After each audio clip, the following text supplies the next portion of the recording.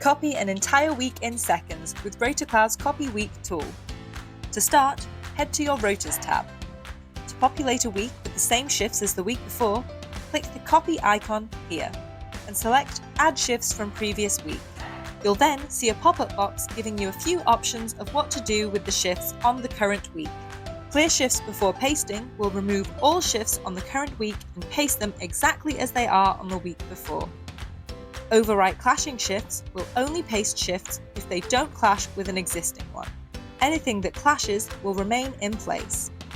Move copied shifts to open shifts will paste shifts that do not clash. Any shifts that clash will not be pasted but will instead be assigned to the open shifts row.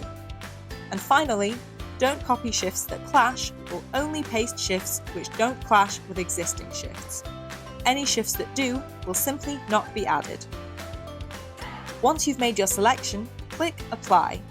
The shifts will then be added to your current week in an unpublished state. This means they will not be visible to your employees just yet. When you're ready to share your shifts with your staff, just click the Publish button in the top right.